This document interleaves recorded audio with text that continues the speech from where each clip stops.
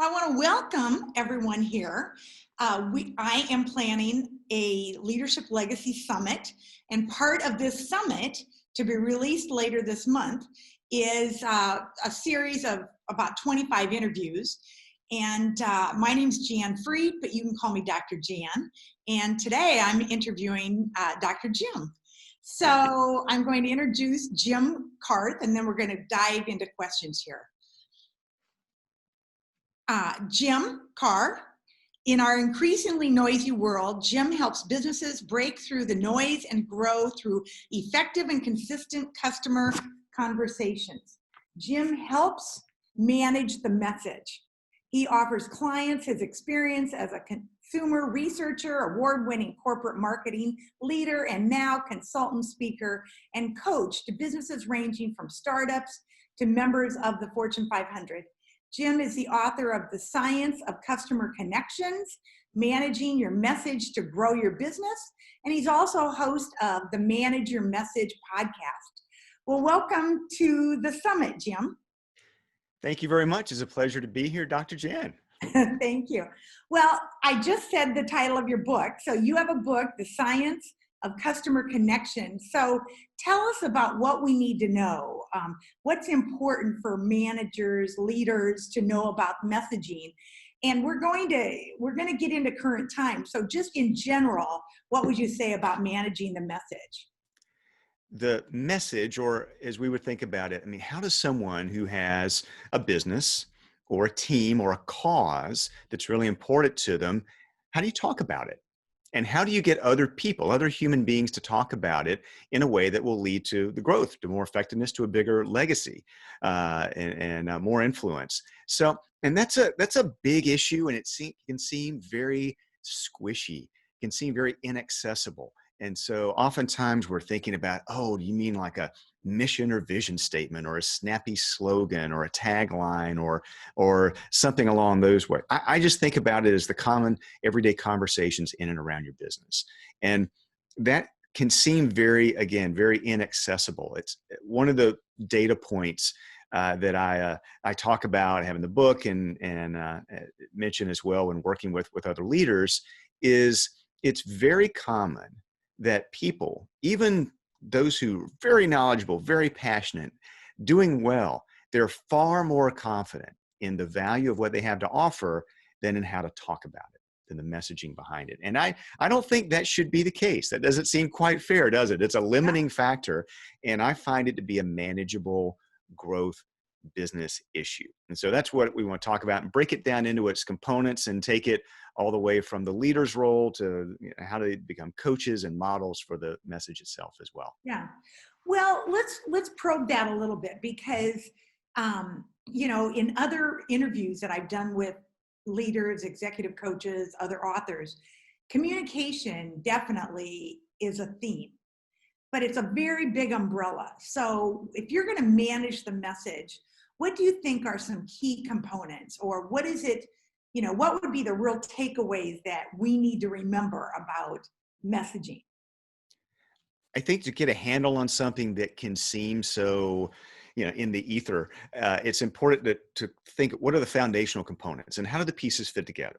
So in my experience in researching audiences, working with executives and sellers and not-for-profits and doing all of these things together, as you mentioned early on, Dr. Jann, it came to me as, there's a simple way of looking at this that kind of explains most of the variation, explains those organizations and those leaders who seem to have this, or however you may say, oh, everyone seems to be on the same page, or they seem to have cracked the code, versus the rest of us that kind of flounder a bit in it.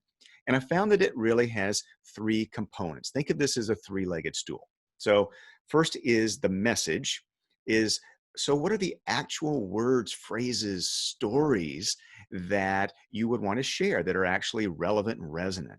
And oftentimes there's a lot of house cleaning that has to be done to get to that.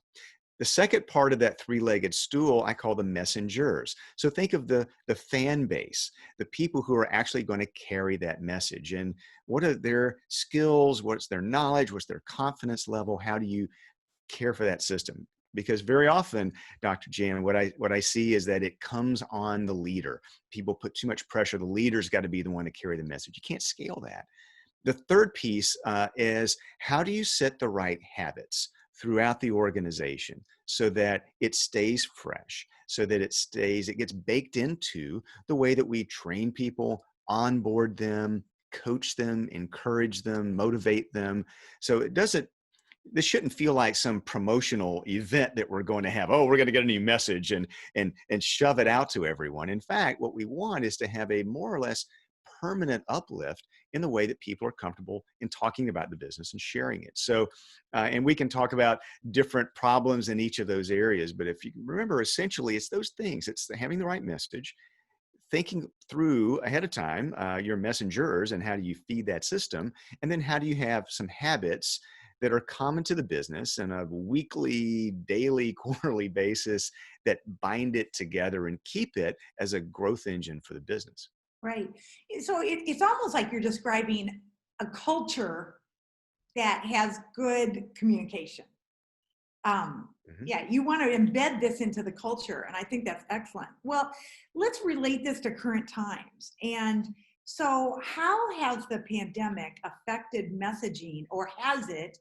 Or, what are your feelings right now based on the pandemic and your expertise?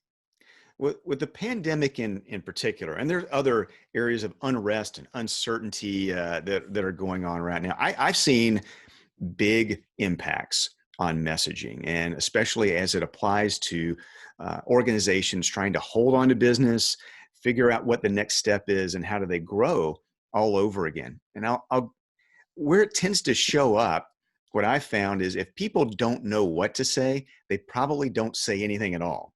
I would Or agree with you. I would agree with you. Yes. yeah, because they don't want to be in, and this holds in general. If people feel like they're going to get questions they don't know how to answer, or they don't feel confident or don't feel fluent in what they're talking about, they'll just not enter into that conversation. And this is a time when we need to have the right kinds of conversations. What also I see happen sometimes to the downside right now, you may have seen this as well, is people kind of revert back to what's comfortable. So they're pitching, right? They're not really listening very well. They're just like, well, we just need to make more calls, or we need to tell people that now is the time for you to buy more of my stuff, when that may not be the best approach. I've had a recent experience in working with some companies, and I think of one in particular is in the transportation business.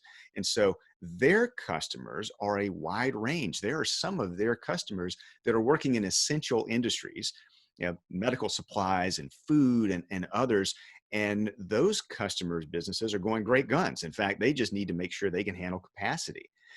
But a lot of other customers who are in less essential or industries, businesses that have been hit hard, they're not moving goods very much, and they're really worried.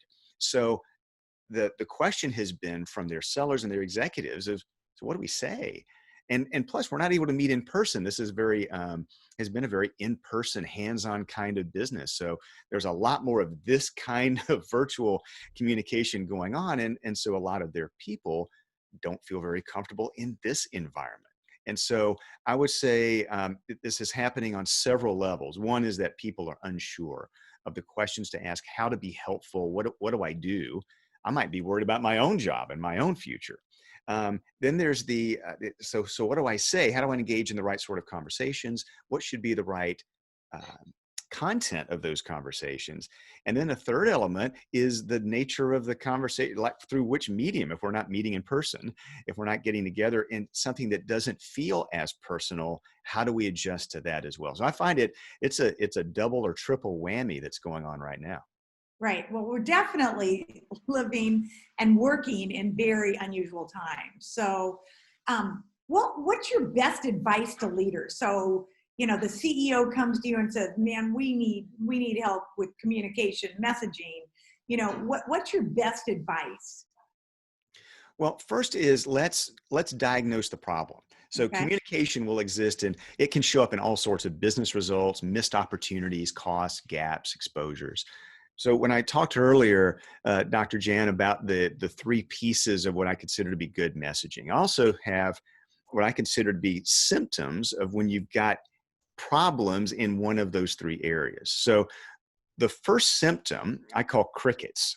Like the crickets are chirping, there's just not much happening. And whether you're trying to grow through new business or through serving existing customers or clients or members more effectively, it's just hard to grow. And that tends to be a symptom of not enough messengers.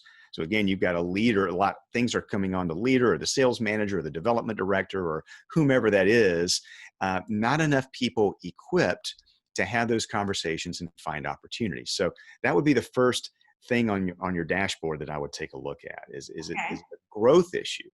The second one I call cowboys, and it could be cowgirls, but it's basically everyone's doing their own thing. Everyone's telling their own story, saying that they're, I get that a lot from a lot of leaders.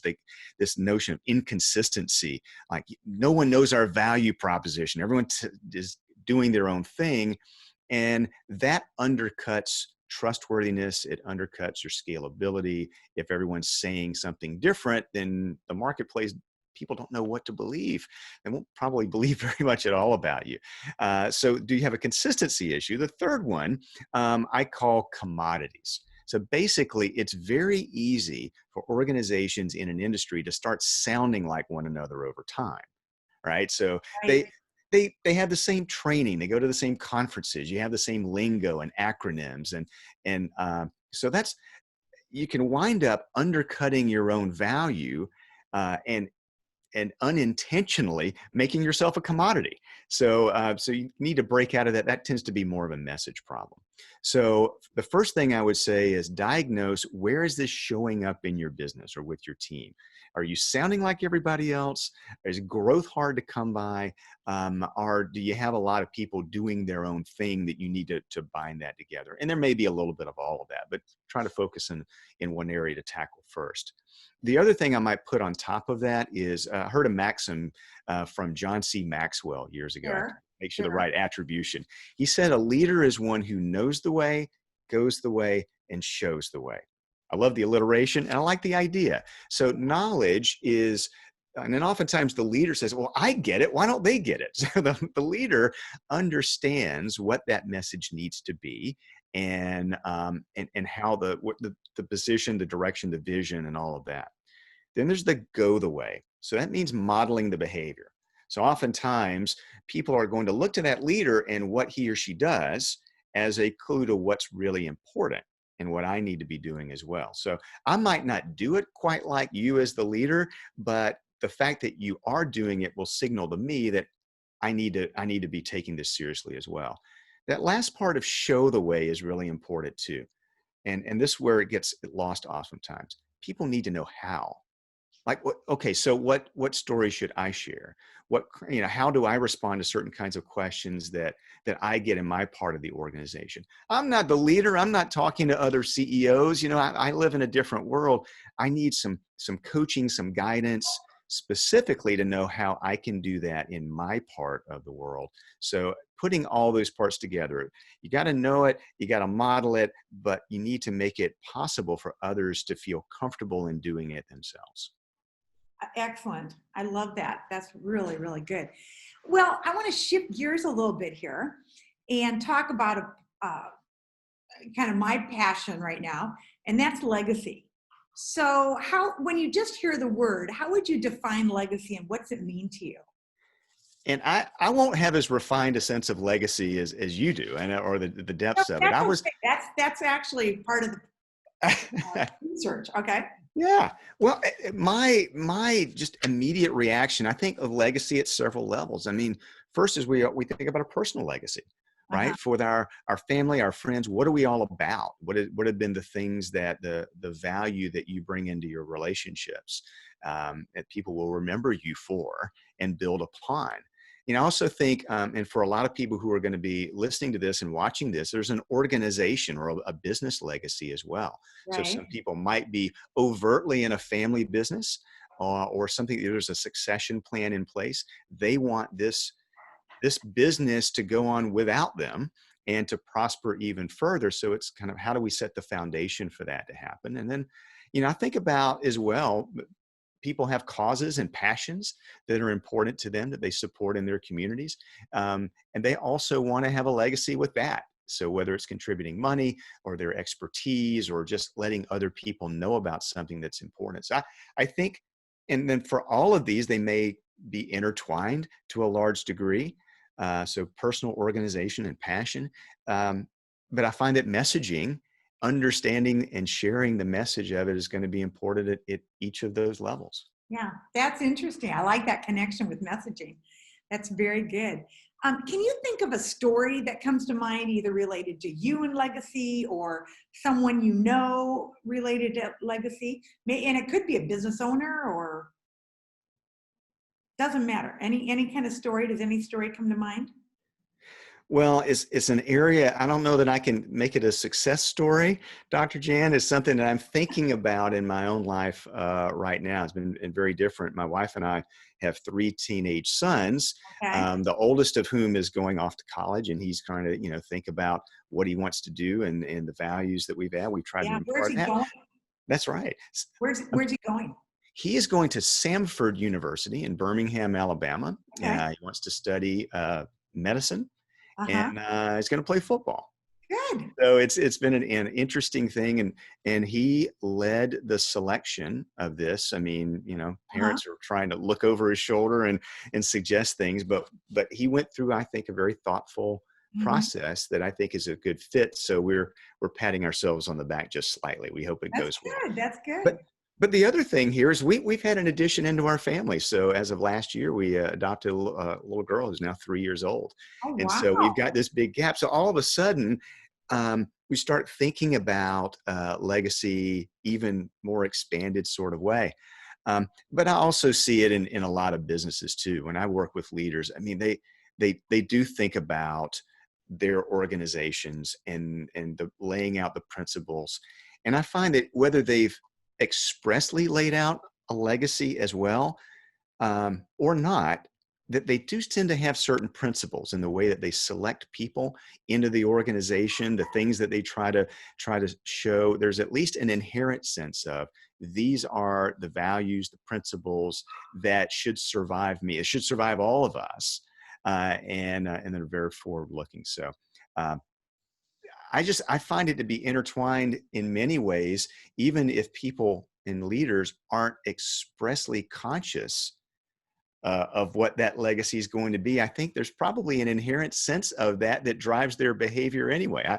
You might you might have a similar experience, or maybe you see it playing out a little differently. Yeah. No, I think that's very good. What do you think do you think the pandemic will change how people view legacy or how they think about it during these times? Do you That's an interesting question and point as well. Of course, it remains to be seen, but I suspect so. In that, I remember the aftermath of 9/11 Uh-huh. Uh-huh. when, and that was a different sort of existential crisis. It was a Right. whole sense of safety and security, and that there was a bad force that we didn't see coming, and that an event could happen like that. A pandemic is something we've been watching all together, watching the maps, Yeah. tracking all of this, and people trying to make their predictions and projections and generally being wrong, but we're all kind of learning more as we go. And there's also a sense that this is a very interconnected, this affects people all over the globe. And in some areas, I look down like South America, for example, may be on the edge of this now. So we're going to see how it plays out. I think that I think it's going to affect our mindset in a lot of ways. In many respects, it shows how interconnected we are in the modern day. I Right. think it also is going to give us pause for a Mm. lot of things about not only big events and gatherings, but global travel and Yes. issues of security as well, and our own fragility. As anytime you have these sorts of things, I think it brings uh, our own mortality and our legacy to mind. It starts feeling a little bit more real, doesn't it? Yeah. No, I think that's a really good point. Well, I want to thank you. Those are very interesting insights. I want to go back to messaging again, because something that's on my mind a lot, particularly right now, is not only the pandemic, but the racial tensions. Yes. And what I was listening today to NPR, and we know that the pandemic is worldly. It's a world pandemic. But what I did not realize is that the unrest with police, Brazil, they are really protesting and rioting because they've had major issues with police brutality. And that was something I didn't know. So, I mean, even the tensions are becoming worldwide. And I just wonder, how does messaging, or what are you thinking, given your background? I always look at things through a leadership lens, or, but given your messaging background, what are you thinking about what's going on, or what could be done, or what could be said, or how should it be said? This is a very dicey time for conversations. Yeah. I must find, on the one hand, we see this as individuals, as leaders in your family, leader in your community, leader in your business, that I think we all say the conversation is more important than ever. And there are things that have often been not fully understood. People don't want to talk about it, or they do it in very guarded language. That needs to be brought out. And I think there's a heightened awareness that in many cases, the best part of a conversation is what you don't say, is you're listening, you're active listening, and trying to get to a deeper sense of understanding. That's all very good. What's a little troubling, and I think that it will be better, is that the idea that you're going to get shot down for saying the wrong thing. And so the specific language and symbolism is very important. I look at this. I grew up in a very racially diverse little hometown in South Georgia, and so a lot of these things I've seen play out over a long period of time. I think that there are some symbols and things that for some of us would seem fairly benign, that we're realizing aren't so benign at all. And let's go ahead and address that. Let's go ahead and take that, listen, and recognize what tends to make this worse. What I hope and what I believe will be the case is that we'll be better at this conversation, in that there will be fewer things that will be taboo or off limits. I think there will be more recognition of the power of listening, thinking it through, reflecting it back, and just applying that to our day-to-day activities and relationships. And what I hope is that people don't get inhibited by sometimes on the other side, the sense that you're going to get knocked around if you say the wrong thing or at the wrong time. I think the more we're open to conversations, and this will apply to a lot of sensitive issues, and we've seen a lot of conversations over the years in the workplace about gender and ageism and racism and other things like that, generational differences. I think it should all be on the table if we approach it in a good-hearted and open and honest way. Yeah. No, I think, given your background, your expertise, I think this is an article you should write.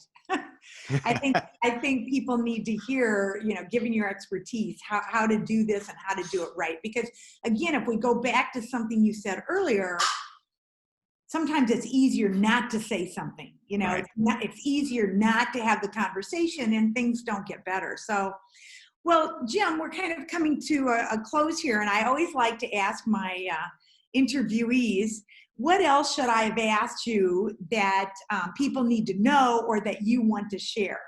So what have I not asked you that really people need to know, or that you are really eager to share? Well, first of all, as a podcast host myself, I'm not going to tell you something you should have asked me. You're terrific. This has been right on. Well, thank you very much. I've been doing this a while, but I will say this, and this is something I'll get lots of times, is like, Jim, why should this be so hard? What is it that gets in the way? And oftentimes it's leaders having that, like, I know what to do. I mean, we all kind of know what to do. Why is this messaging, this communication piece so difficult? And I'll just say, look, it's not necessarily your fault. This is there's several areas, and I'll just point out a few, and just give people a little space and a little grace to know that you don't have to be perfect at this. Thank goodness, because all you have to do is be pretty good at it, and you and your organization will prosper. One of the things that gets in the way is our own brains, and our brains reward us for comfort and pleasure. And one of the things that brings us comfort and pleasure is talking about ourselves. And so that part of our brain lights up. It's kind of like the dopamine hit you get, from social media or checking out your phone. So you have to understand that there are things about our brains, our past habits, failures and successes, and legacy assumptions that make this hard. We can strip all that stuff away, and just if you get intentional about it, and get together a plan. Maybe it's a playbook or a guide, a kind of a source of truth that you and your team can develop and use together. That will tend to strip away a lot of the problems and a lot of the anxieties that you have about that message, and let people feel it, adopt it, share it, and then share in the growth of what you're trying to accomplish. So I would just say, we'll give ourselves a little bit of a break. There are some forces that can hold us back, but they need not. This is something, again, it's a manageable business issue. And if you clear all the stuff out of the way, then you'll do very, very well. Well, before we sign off, tell us more about your podcast. So how often is it, and who do you choose to interview, and how do we find it? Sure. Mine is called the Manage Your Message podcast. My website is jimkarrh.com, Karrh. Most difficult thing that your listeners will have to deal with all day long. But I think Manage Your Message is the mantra there. And I bring in people, sometimes they're in the business world. Sometimes they have some elements that are just really, really interesting. So I had, for example, former CNN anchor and White House correspondent Frank Sesno, who's an expert at asking questions. So we brought him in to talk about the power of doing that. I've had an orchestra conductor, a former NFL quarterback, a lot of best-selling authors, and people who are in business and in leadership practice as well, all talking about ways to make this whole process of your message, your messengers, and the right management leadership habits, how to best bring those together. And whether we're talking about storytelling or we're talking about coaching or all of those sorts of things. So anything that relates to ways that people can be a little more informed and a little more inspired.